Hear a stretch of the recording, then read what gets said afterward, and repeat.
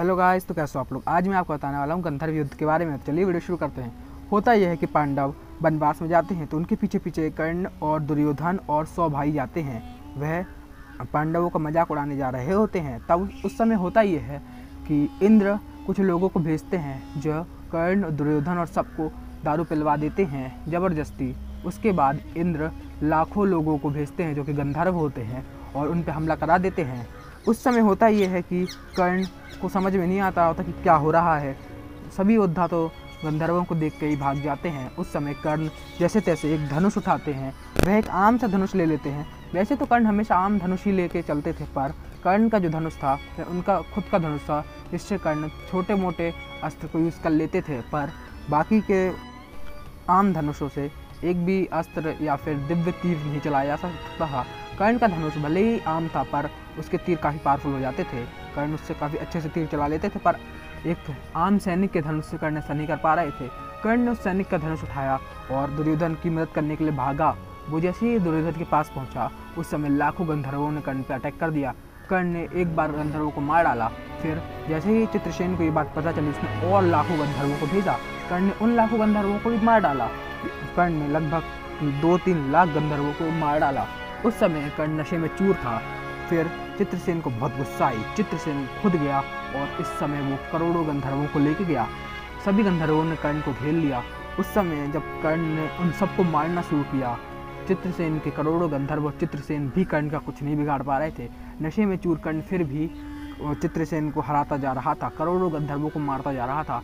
चित्रसेन को समझ में नहीं आ रहा था वो क्या करे। चित्रसेन ने अपनी माया रची, जिससे कर्ण को चारों तरफ दुर्योधन ही दिखने लगा। विकर्ण कर्ण के साथ खड़ा था, वह विकर्ण को देखने लगा। उसने वहाँ पे भी दुर्योधन दिख रहा था, उसको गंधर्वों में दुर्योधन दिख रहा था। तो कर्ण को समझ नहीं आया था कि अगर उसने गलती से दुर्योधन पे वार कर दिया तो दुर्योधन मारा जाएगा।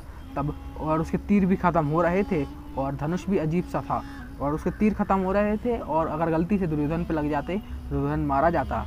कर्ण को कुछ समझ में नहीं आ रहा, तो कर्ण ने सोचा कि ये तो दुर्योधन है, जबकि वो विकर्ण था। गंधर्वों की माया के कारण कर्ण को लगा कि विकर्ण ही दुर्योधन है। उसने दुर्योधन को लिया और विकर्ण को लिया और वहाँ से जाने लगा। विकर्ण और कर्ण जाने लगे। तब उसने कर्ण को थोड़ा अजीब सा लगने लगा और कर्ण जैसे थोड़े आगे पहुँचा, कर्ण ने विकर्ण की तरफ देखा तो उसको लगा कि ये तो विकर्ण है, दुर्योधन नहीं है। कर्ण वापस रथ को मोड़ा और वापस दुर्योधन की तरफ बढ़ा। उस समय कर्ण ने देखा कि अर्जुन ने गंधर्वों से दुर्योधन को छुड़ा लिया है। तब कर्ण ने दुर्योधन को समझाया कि क्या हुआ था, मैं नशे में चूर था, मेरे को लगा कि तुम मेरे साथ जा रहे हो, इसलिए मैंने, और इसलिए कि गलती से तुमको चोट न लग जाए।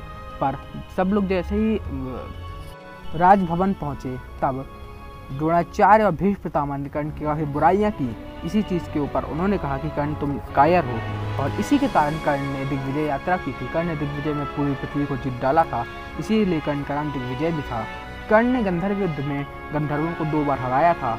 वो तो चित्रसेन की माया थी, जिसके कारण कर्ण को पीछे हटना पड़ा था, क्योंकि वो इसलिए पीछे नहीं हटा था क्योंकि कर्ण को डर लगा था। कर्ण ये डर रहा था कि अगर उसने गलती से दुर्योधन को मार दिया तो क्या होगा। वह दुर्योधन को नहीं मारना चाहता था, इसीलिए वो युद्ध से पीछे हटा था। अन्यथा नशे में चूर होने के बावजूद और एक सिंपल से धनुष के बावजूद भी कर्ण आराम से गंधर्वों को पराजित कर सकता था। पर आजकल के कुछ अर्जुन अंधभक्त इसको बड़ी अजीब सी तरह से दिखाते हैं, आधी बात दिखाते हैं और कर्ण को डिफेम करते हैं।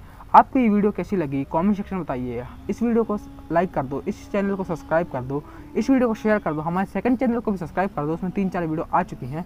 जय श्री कृष्ण, हर हर महादेव।